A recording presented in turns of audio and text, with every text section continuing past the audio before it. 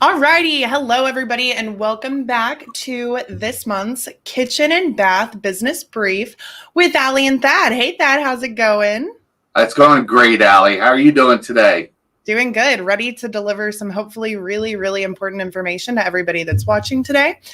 So this month, our topic was really focusing on how to improve customer service and referrals. I think you and I both know that those are two really easy ways to grow your sales, to get more revenue from each individual customer, and ultimately grow your business without having to do too terribly much in order to make that happen. But obviously, there's some really specific things that you want to focus on to get the most out of those two different things. So when it comes to customer service, let's go ahead and start there. What are some of the things that you see that kitchen and bath businesses are either struggling with or that they need to do a better job of?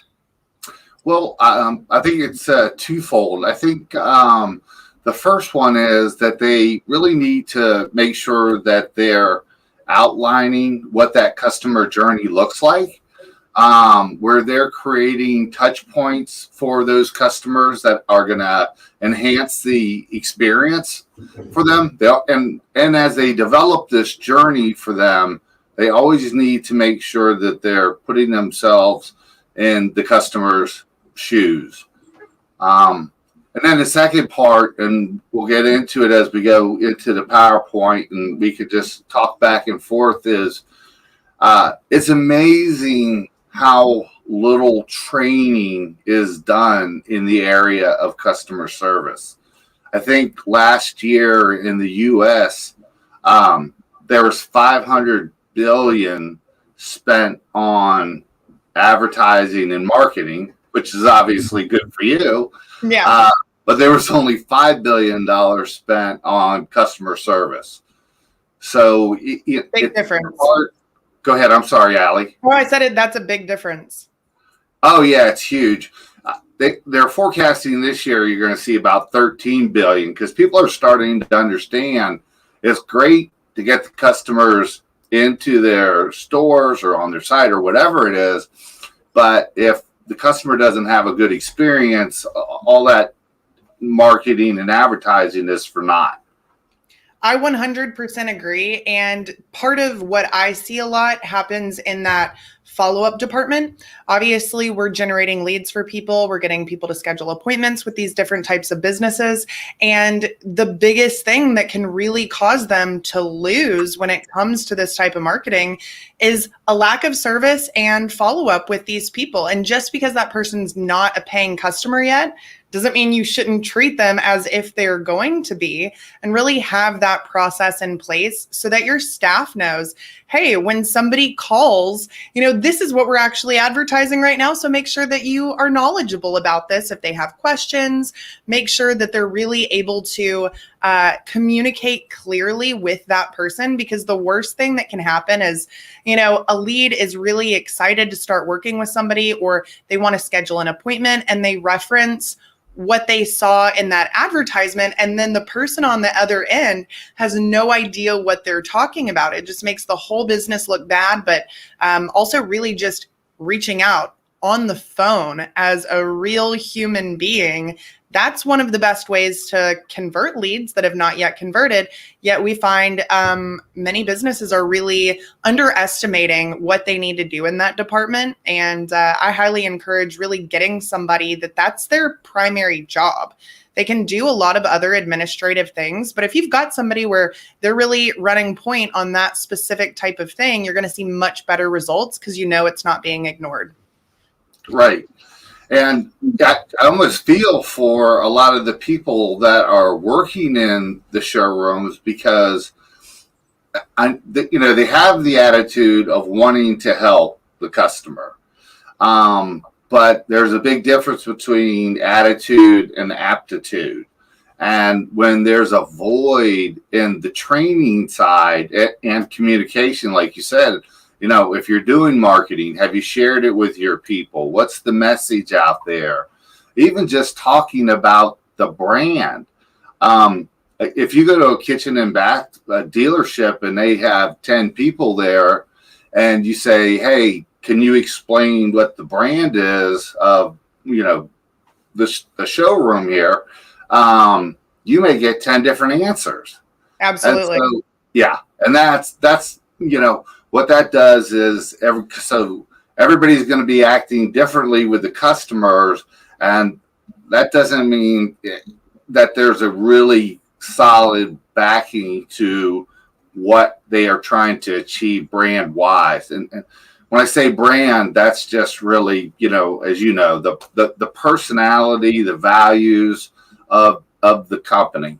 And I think they just need to do a better job of making sure that they are getting all their people up to speed on that side of it. And you can't just do it once. Repetition is the best way to learn anything. And I think sometimes people think, oh, hey, we had that meeting 2 years ago and told everybody and they're all on board. It's a living, breathing type of thing that needs to be talked about at every meeting that they have within that organization. Oh, I totally agree. When I was, the in-house marketing director for kitchen and bath businesses, like the ones that you work with every single day, that was probably the first thing that I noticed that I really wanted to help improve was the communication within the company, but also understanding that, you have these different salespeople and you have these different designers, and truthfully, they're all doing things a different way. They're telling customers different information. They're not following the same process. And, one big issue that occurred was you'd have turnover, and then all of the leads that were underneath that person, because there was no real process, they all were just completely disregarded. They were never followed up with again. There was no active check-in with those people that maybe were right about to close with that person. So a ton of things could be missed, but we'll probably have to do a show specifically on this. But I created basically this workshop format based off of one of my favorite books. It's called The Ultimate Sales Machine. And Chet Holmes is the author. Such an amazing book. Anybody who hasn't read it needs to check it out. But he talks about the importance of these different workshops, and really they should be every week. You're going to do things like customer service hot seats where you get questions that customers have asked that past week, and you're going to have the team members actually role play and pretend that they're answering. And if they do something that everyone's not on board with, they discuss it, and they're actually able to, communicate about these things instead of just saying, here's the handbook, here's what you're supposed to say. It's a much more engaging process, and they're actually going to understand why certain things need to be said or done in a certain way. So you really get them to buy in on that. And I think that's really, really important, because if people don't understand why they're doing something, they're going to be much more likely to stop doing it and just kind of go back to the way they were doing it before. And kind of the final thing I'll say on that note is one of my favorite quotes that actually comes from that book as well is, people respect what you inspect. So if you're telling your team that this is the way something needs to be done, you have to actively check on it over time to make sure it is being done that way. Because if you're not, they're not going to be doing it that way. They know that there's nobody that's going to be checking on that. And that happens whether you have really awesome employees or if you have, just kind of mediocre employees. Everybody gets in their groove, so to speak, and change is hard. So if you're not really keeping your finger on the pulse, it's just simply not going to happen. So if you are asking something of someone, don't just expect that it's being done. Make sure that you set 10 minutes a week to just check in on that process, listen in on someone's calls, sit in on a meeting, really be present to make sure that that's happening. Otherwise, you've wasted your time and it's still not actually going to be done the right way. Nope, I agree 100%. Are you suggesting that people don't always embrace change right away? It's something I have noticed. That's hard to believe. And usually they hear it and boy, they're off and running. I think yeah. And the thing about it is so dangerous these days for having any organization out there that isn't constantly moving and having the type of culture where people understand that the world is moving very quickly and it's only going to move faster in the future. That if they're not adapting on a regular basis, and you brought up a good point, I can't tell you how many times I've talked to people and they're like, I'm like, well, why do you do this way? And they're like, well, that's the way we've always done it for the last 10 years. The worst phrase in the world. I know. And I was like, well, do you shop the same way you did 10 years ago? And they're like, well, no. And the other good point I thought you brought up was the role play side of it. I'm a huge advocate of that because, you don't want to practice in front of the customer. You want to practice within your own team. And, you look at a professional football team, you think they go out there and they run the play one time and they're like, okay, everybody's got it. Let's just move on. Yeah. I mean, they have to go over it so that it really becomes second nature for them. And again, I hear a lot of dealers say, especially now because they're so busy, or even when they're not, they're out, hunting down new business, that they just don't have the time for it.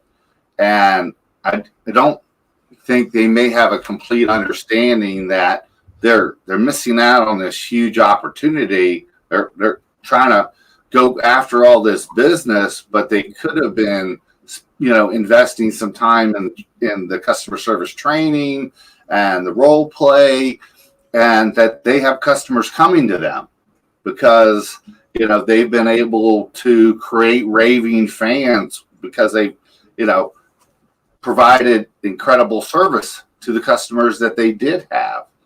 So, it's something I think is very much overlooked. And I think in today's world, customers have so many different options, and in the kitchen and bath industry, quite honestly, you're going to start seeing a lot of new models emerge, and I think the ones that are going to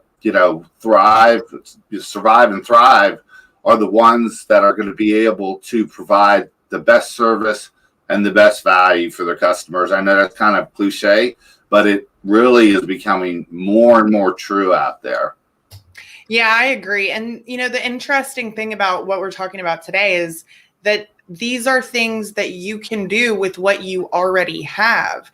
It doesn't take getting new leads or getting new sales. It's about whatever it is that you've got right now. How can you maximize that? And there are a ton of kitchen and bath businesses that are super busy and they feel like they don't need any help. But the truth is, it's like maybe you have the leads you need, but are you closing those leads? Are you getting the highest cost or the highest average purchase value from each person? And are you getting referrals from those people that you've already acquired? And people don't give referrals if they're not happy with the service or with the experience. And so it all ties right in together. There are a lot of businesses that are in that same industry that aren't that busy right now. And ultimately the business is out there. So I would suggest that you really get out there and try and acquire it because it's there. But for anybody at any stage with any type of inbound lead system, you really can get so much more without spending a dollar. I mean, there are ways to spend money on this, obviously, but you don't have to if you're willing to internally do some of these things and put in the work. Really, it's just about blocking out some time to do this. I think it's going to pay off in spades. And you mentioned attitude when we first started.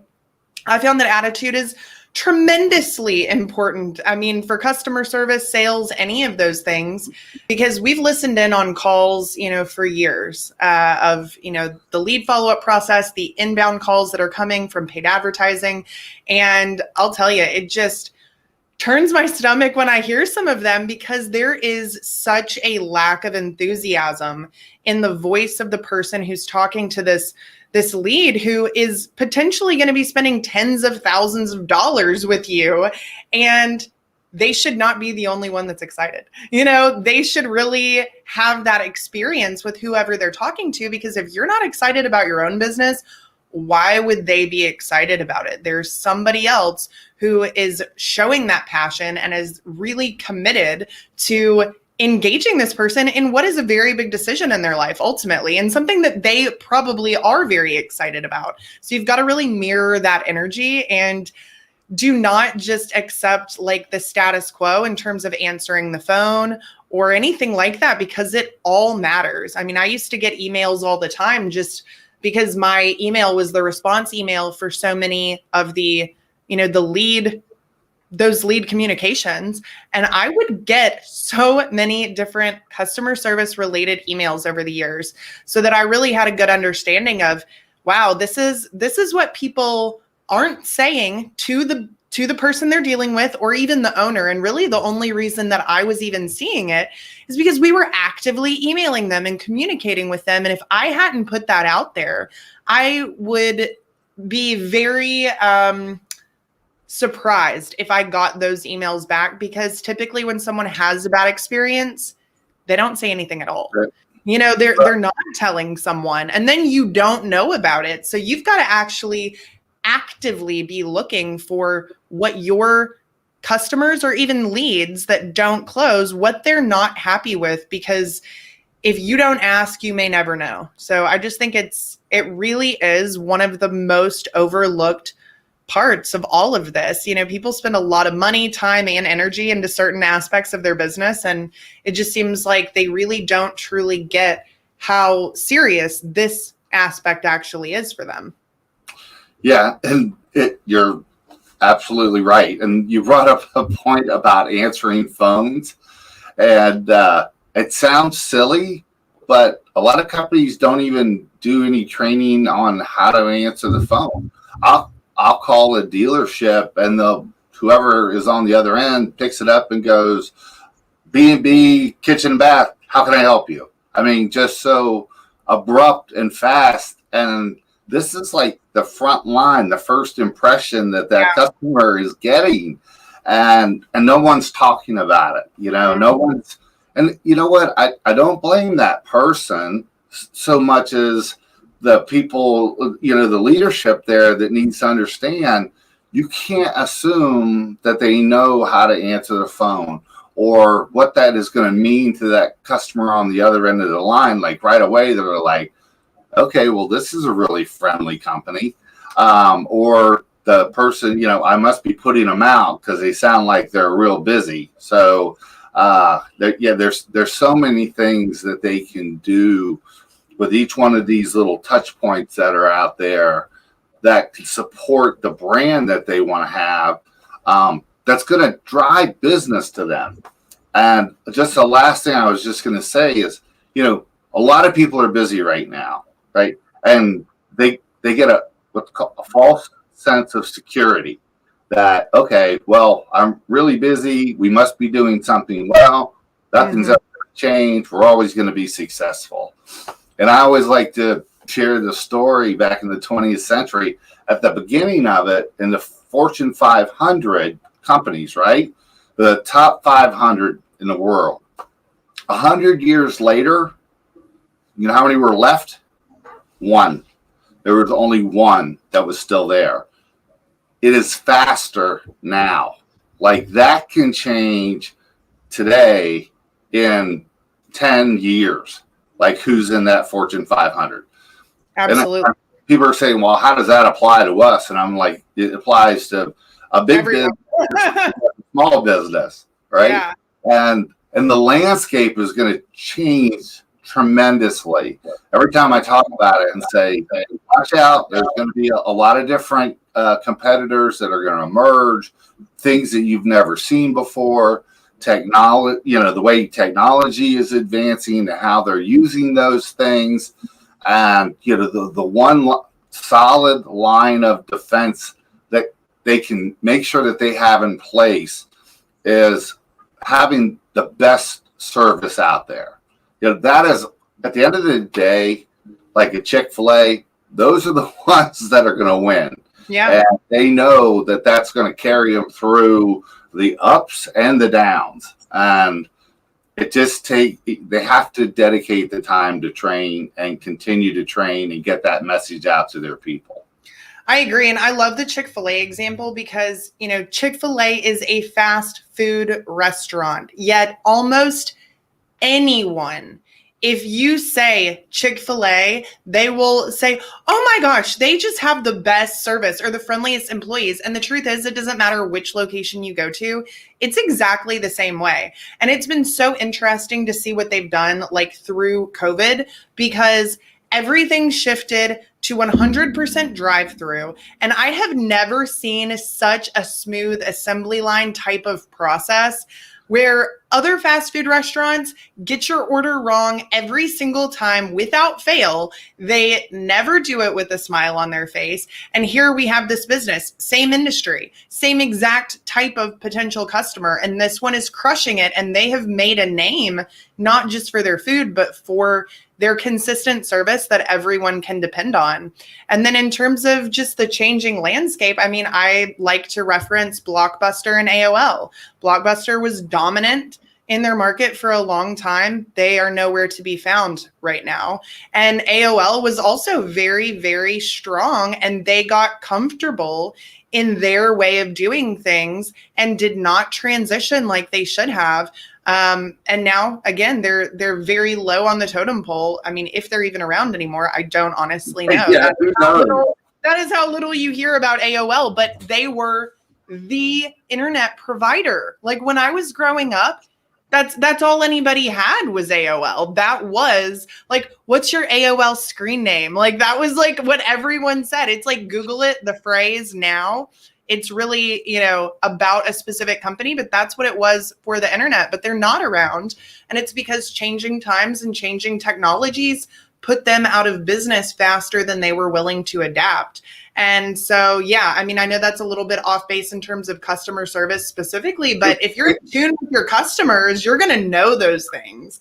You know what? It's really not. And one thing I think kitchen and bath dealers need to understand is that customers, when they're having experiences with other companies in other industries, what it does is start to heighten their expectations about what they're going to get. A lot of kitchen and bath dealers are comparing themselves to the person down the street when they really should start comparing themselves to Amazon or somebody else that, or Zappos, or like you said, Chick-fil-A. And the proof is in the pudding when you start talking about what that customer service means to the bottom line. Because if you take like a Kentucky Fried Chicken, they do about $950,000 a year in revenue. You take a Chick-fil-A, $4.2 million a year, and they're only open 6 days a week. So what a vast difference.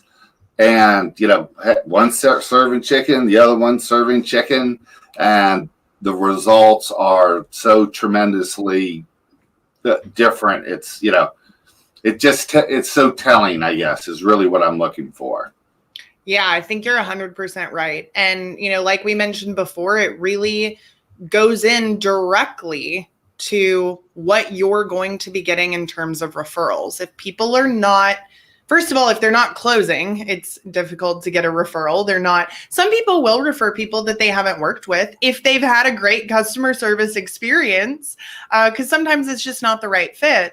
But if those people are not happy, they're not going to put their name or their reputation on the line for your business, because we do live in a world of social referrals very, very heavily, more than ever. And people trust those referrals from their friends and family. you do not want to be the person that refers somebody to a customer or to a company that treats them poorly or has a really bad experience because you feel partially responsible. And I think we've all had those experiences in life where that has happened to us. And it's not a great feeling. And so people are very aware of that, and they don't want to put someone that they know in a bad position based on their recommendation unless they're confident that that person's going to deliver.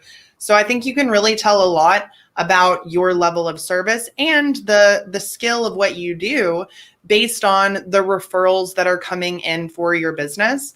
I will, however, say, I see this all the time from the kitchen and bath industry, and it makes me laugh a little bit. I am glad that people are getting a lot of referrals, but they say, any business that's doing a good job doesn't need to advertise. They can, you should be getting referrals. And while, yeah, you absolutely want referrals, and that's the best type of lead you could ever possibly get, it's not necessarily predictable unless you have some systems in place to really maximize these things. I never feel like it's a good idea to rely on just one type of lead or one selling system, so to speak. But just like with any other form of marketing, you can actually get more referrals intentionally by doing certain things than if you're just going to sit back and say, well, my work will speak for itself.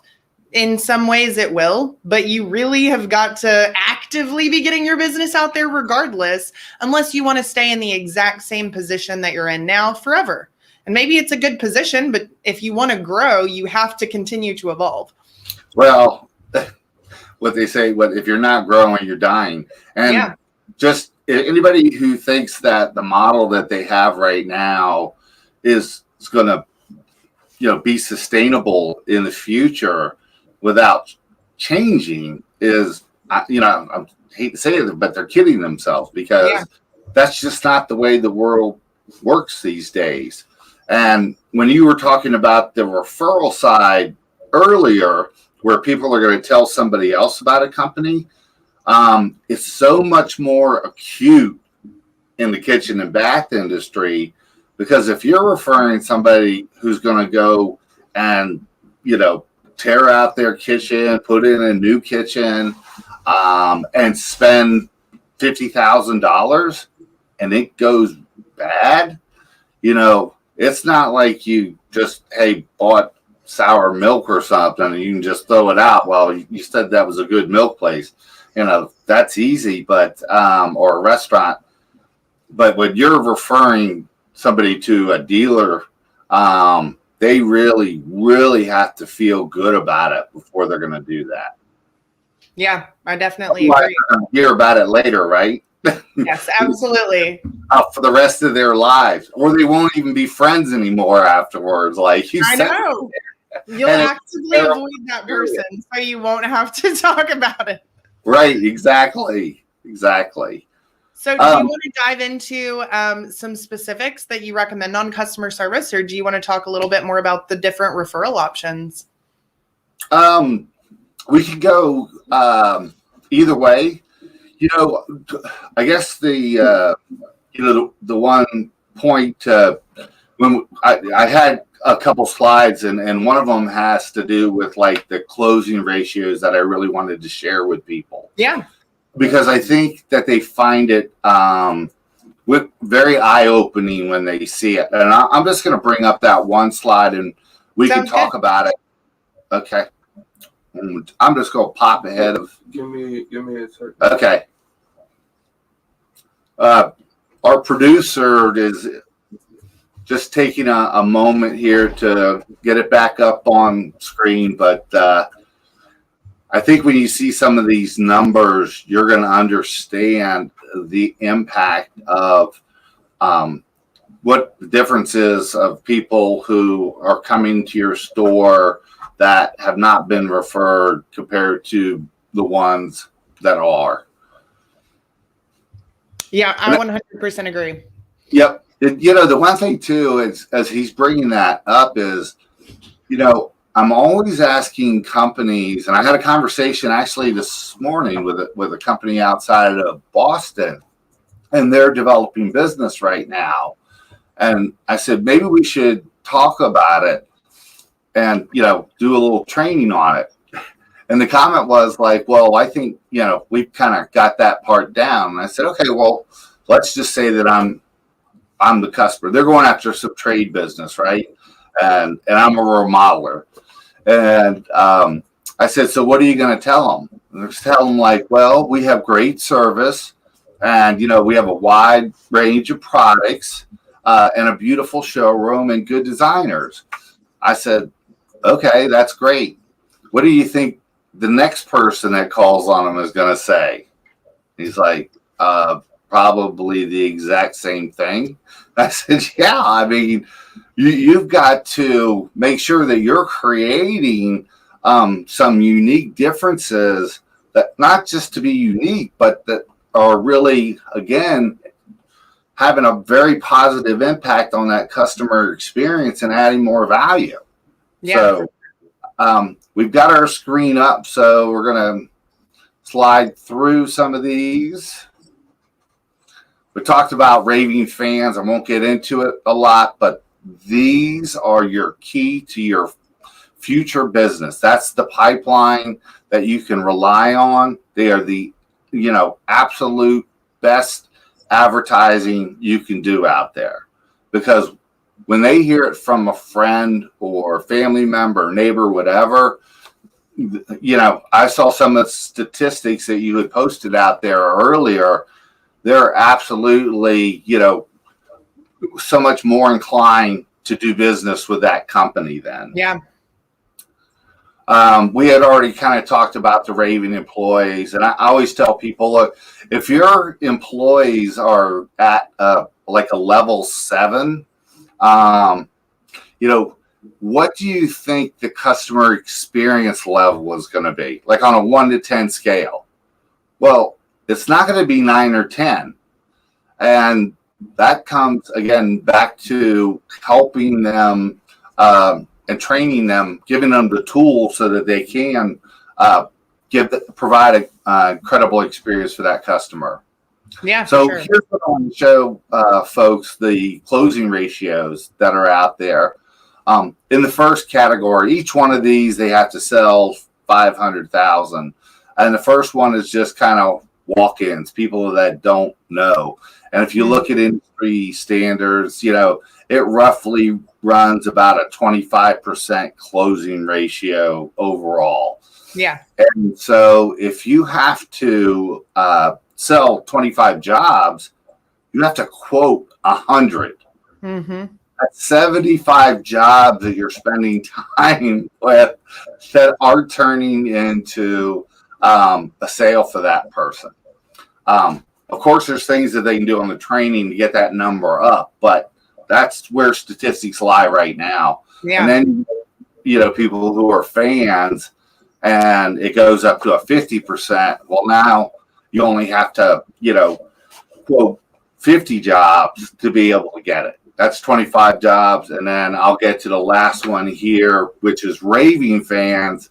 As you start seeing closing ratios of 75% or above, and the impact it has on, not only the salesperson, because it's frustrating for them if they're quoting, and not landing anything. But if they've got customers who are coming in and want to do business with them, and they're getting to close those things, you've got happy employees who are going to, be very enthusiastic and energized about taking care of those customers. And it's going to be it's going to be a great environment, and, it minimizes turnover. The list goes on compared to if you have an organization where the closing ratios are closer to like 25%.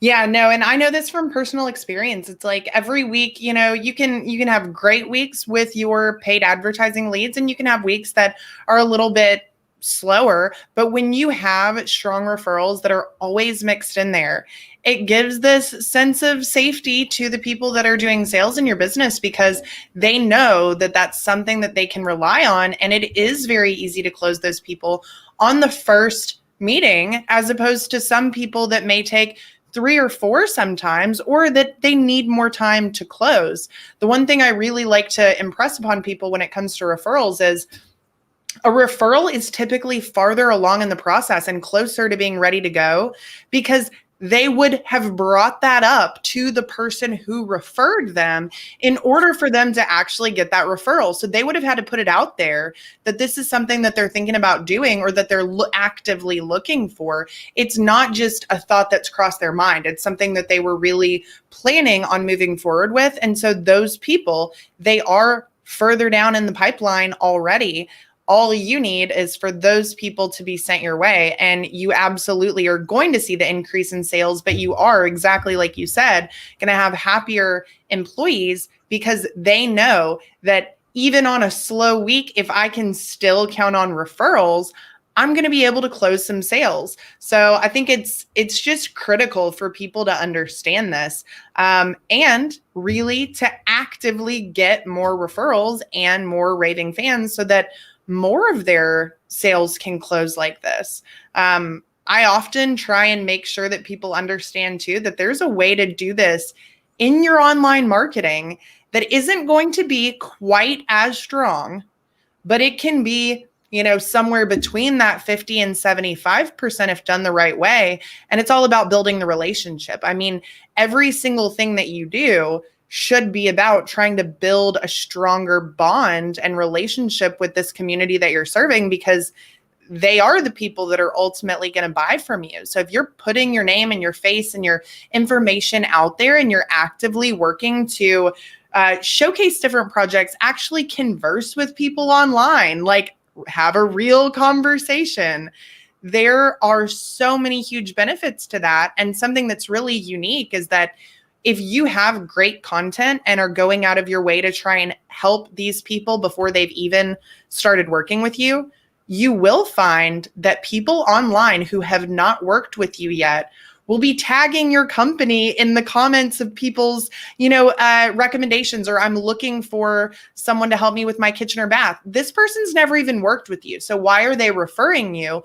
Well, it's because they can see how much you care. They can see what the relationships of your clients mean to you. And if you've done a good job of putting your work out there and showing people the transformation that you provide, they're going to see that and they're going to feel good about passing your name along. So again, not quite as strong as, a referral of someone who has worked with you and an in-person, peer-to-peer type of referral, but it can be tremendously impactful for those colder leads that you may have been bringing in. Now you're just kind of bumping them up a notch through the right online systems as well.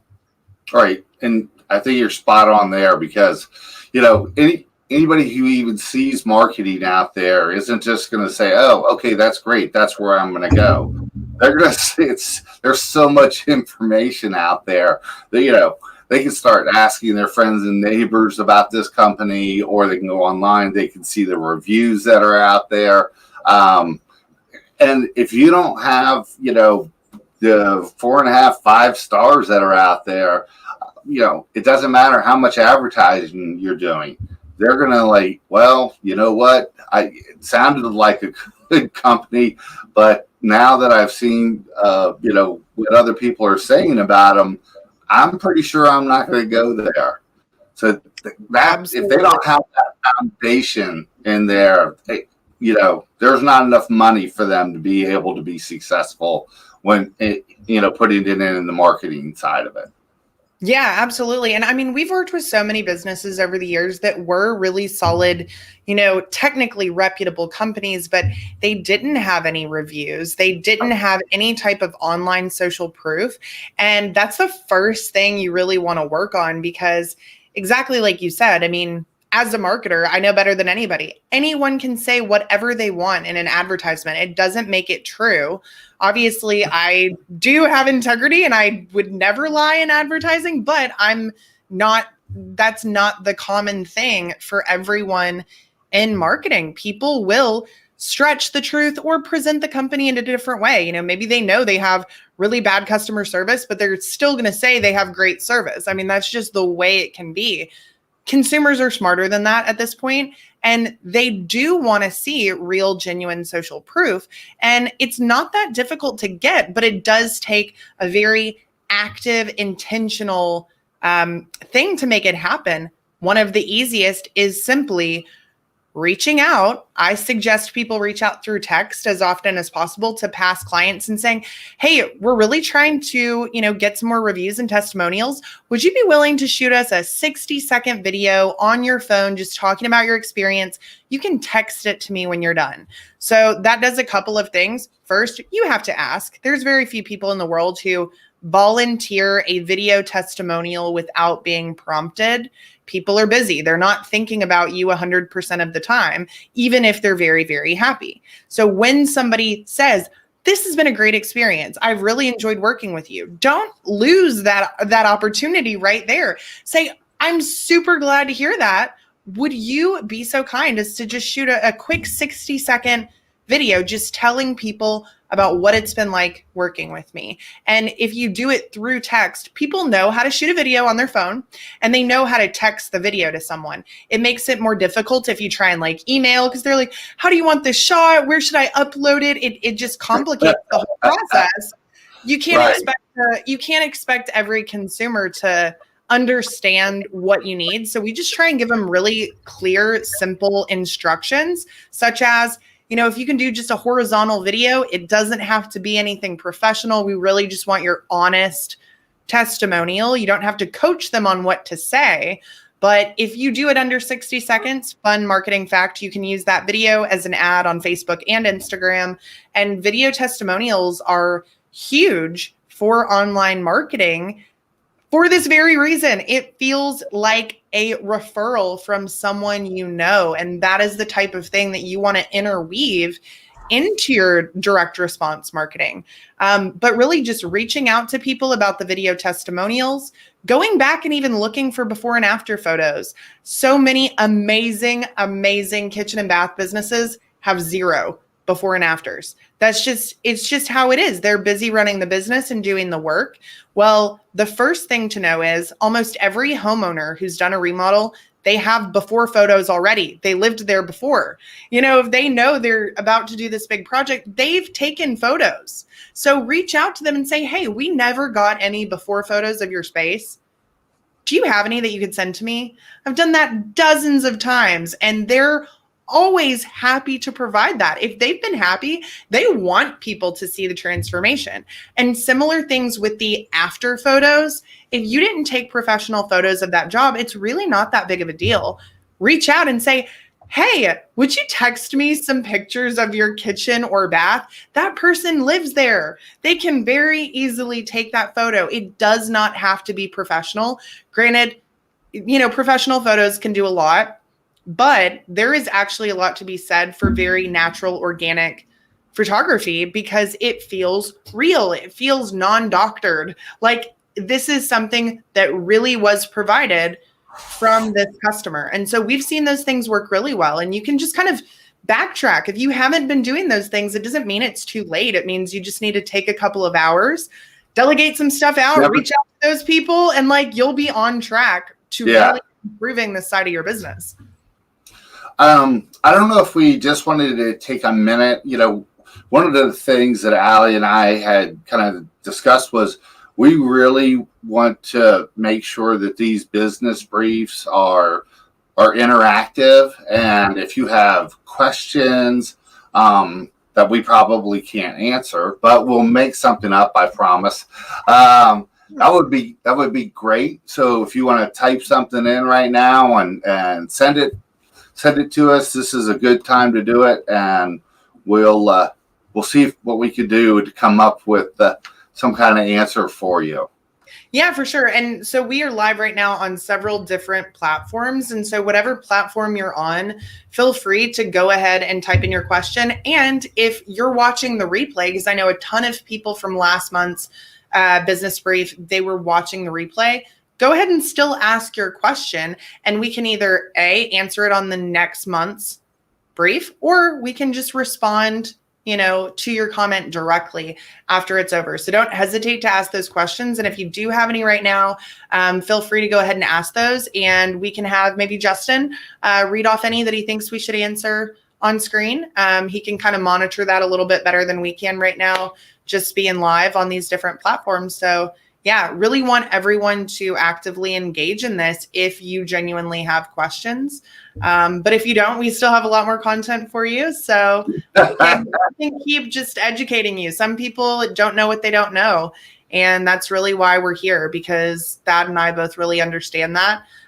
Definitely from the marketing side on my end. And for Thad, having spent so much time in the sales and the processes department, we really both have talked about at length how little knowledge that some of these things even exist, or maybe what they're called. Okay, so Deborah said, how do you measure customer service over time? How do you keep employees accountable to high customer service? Such a great question. That if you have anything, you can start us off, but I have a couple of really good thoughts as well. Well, yeah, I mean, when you're talking about measuring customer service, I used to be a big advocate of, okay, well, we always survey customers. And, you get 15% back that's out there. But, nowadays, people are getting bombarded with surveys all the time. And it is a challenge to measure, okay, how well are we doing when it comes to customer service? And the thing you mentioned earlier is the things that you measure are the things that people are going to pay attention to.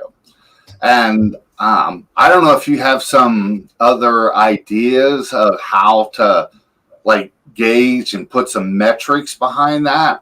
This is something that we've been talking about within our group of dealers that we work with, and how do you get that information back, and how is it quantifiable instead of just subjective? Yeah, so I think one really great way to measure it is actually through referrals, because when people are happy, they do refer others. Granted, you have to be doing your part to make sure that they're thinking about it, because again, even the happiest customer, they're not preoccupied with you and your business. They're thinking about themselves. We all have lives, we all have jobs, and that's just not something you can expect them to do. When someone does do it, it's awesome.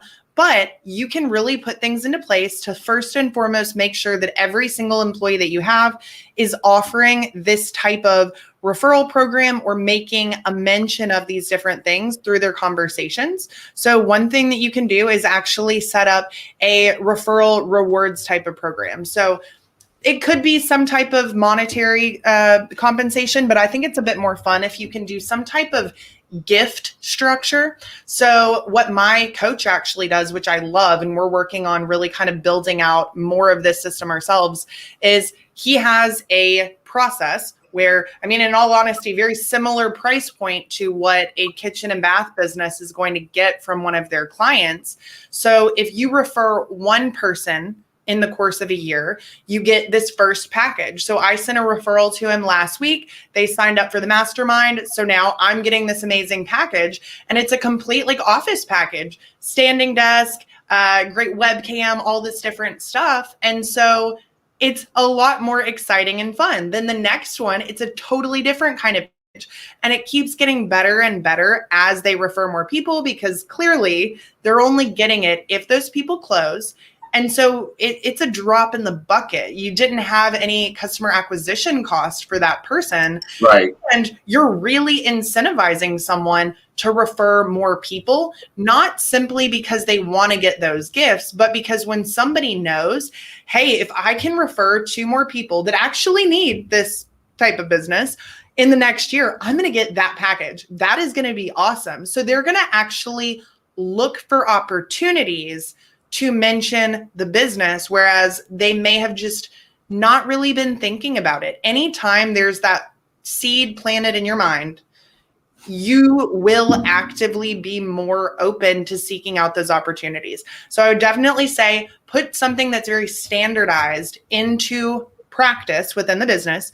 Make sure that every single employee knows about it. Make sure that they are trained on how to present it, when to present it also, because You don't want to present this right after someone's had a little hiccup. We all know that Oh, by the way, here's our incentive program. Yeah. I know, there's been a 4-month delay on your job, but no, I'm just kidding. But no, nobody you're right. has a perfect experience from start to finish, in terms of every single thing, most commonly. There are those jobs that there's nothing that ever happens, but obviously great customer service is addressing issues when they arise. It's not the lack of issues overall, but make sure you're offering it at the appropriate time. The other thing that I see that is not being offered is if you're selling a design package before the actual product or installation side of it. Well, if they've just bought a design package, even though the entire project isn't done, if they get that package delivered and they're really happy with it, you can still ask for a referral right then and there or a review because, their entire process isn't complete, but that is a standalone, service that they just purchased from you. And if it's been delivered and they're happy, there's no reason that you can't offer it right there. So the next thing that I would say is you really need to have standardized responses and scripting. Once people get really comfortable with it, they don't have to read off of a script, but you cannot expect everyone to do the same thing the same way. It does not happen unless you really get them clear on what's going to happen. And so the concept of having someone champion this process is where you're going to find the best performing person in your company, whether that is on the sales side or the customer service side. Find the person that just knocks it out of the park already. Get this person to be the only one that's working through the process because they're going to give you their honest feedback on what's working and what's not, because something on paper doesn't always translate perfectly to the customer experience.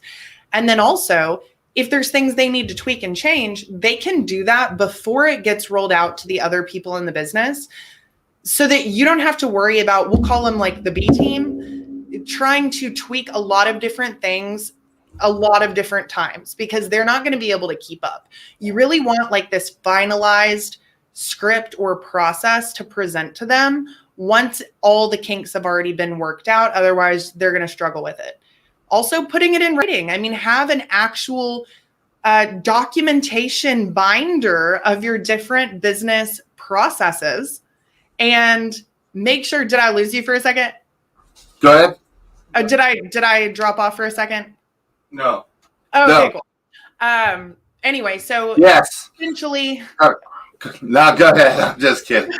if you do those workshops that I was mentioning earlier, you can have a theme for each workshop. So you really want to start by surveying your entire staff and asking them what they think the biggest problems are within the customer service or sales experience. Really get them to open up because as the business owner, a lot of times you're not dealing with the day-to-day. You're not engaging with every customer and you don't see some of the problems they see.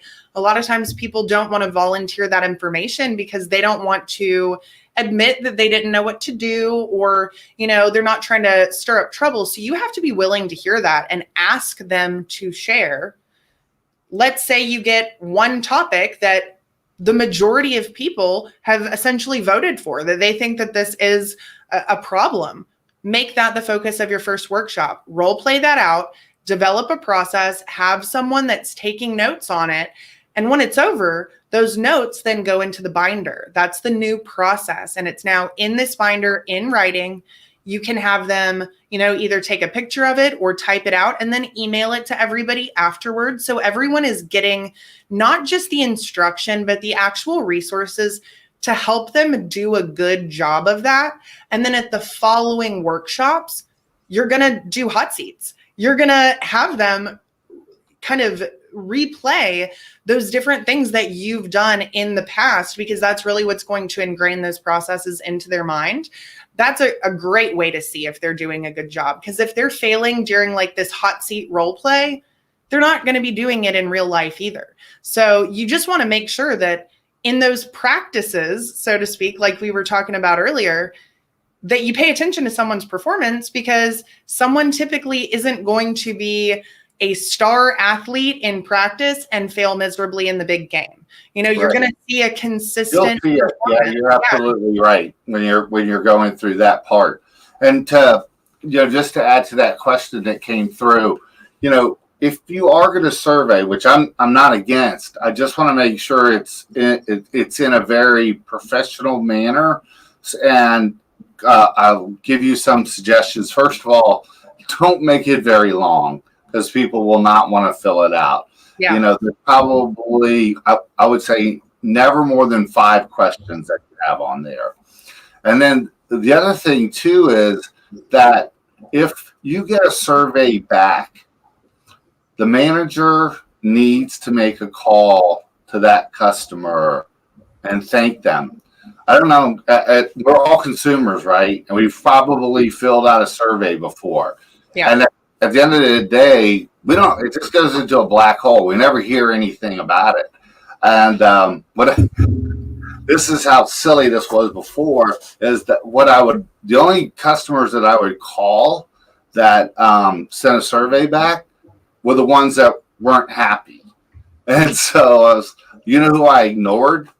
All the happy customers. Yeah. And so we made it a policy that if the customer took the time to fill out the survey, we would contact them and then we would send them, a little gift for filling it out. And that goes a long way. And the last thing I want to make sure I say is that, we build these models now for financials, and you get into the marketing side. And we have a new category that's in there that started last year, which are called raving fan funds. And those funds are set aside for referrals or for your existing customers that are out there, because, and it doesn't have to be big things. Whatever it is, cutting boards or whatever you want to give them, it is going to be meaningful. And it is a big, hey, thank you for doing business with us. Yeah, absolutely. So I've got to run in just a couple of minutes, but there's a couple of quick points that I want to really impress before I've got to go. So one thing is, just like Thad said, an actual human reaching out to someone, it is important. So we send handwritten cards. I also send to certain people these mini Louisville Slugger bats that are engraved with their name, and it tells them that I appreciate them. In the past week, I've had one client who sent me an email thanking me so much for my card, saying that it meant the world to her and that she needed it at that moment, that she was, struggling with things, and that the card really had an impact on her.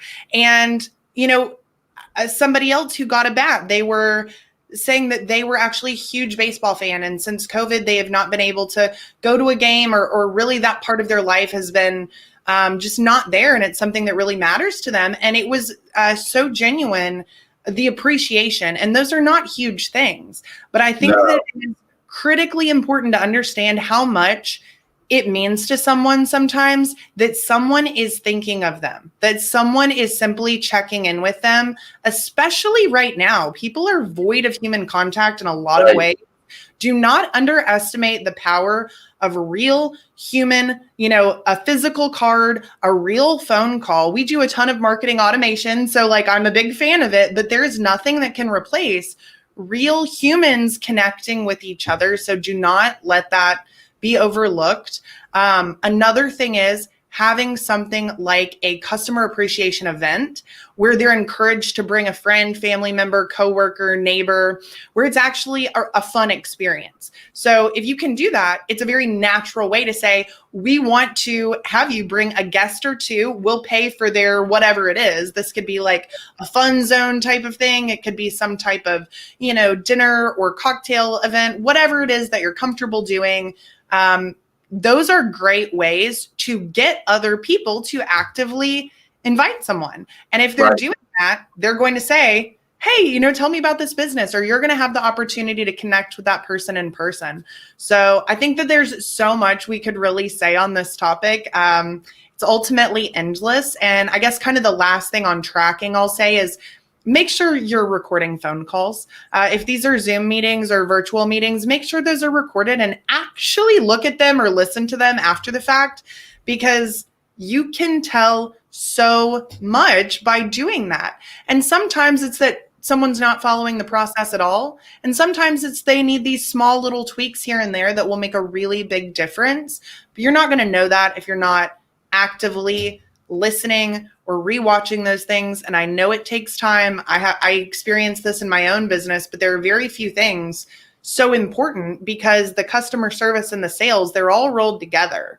And so if there is something missing there, you need to know about it, and you need to know about it quickly, and you need to address it as quickly as humanly possible. So just really paying attention, inspecting what you are asking of people.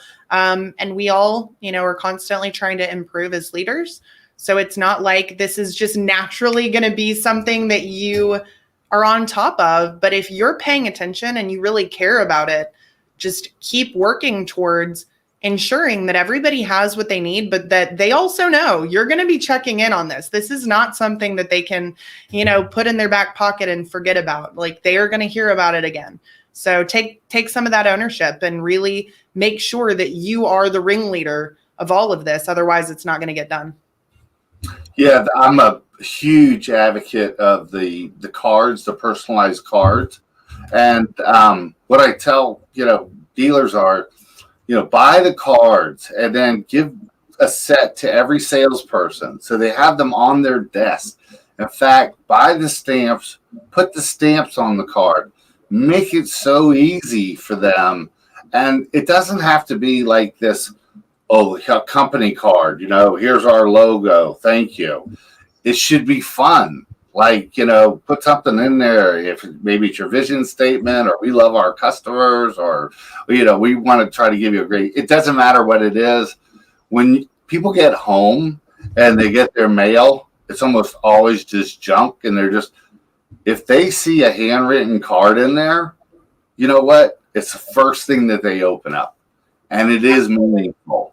And so that's just one little thing. I think they always should send them a card after they've had the first meeting with that customer.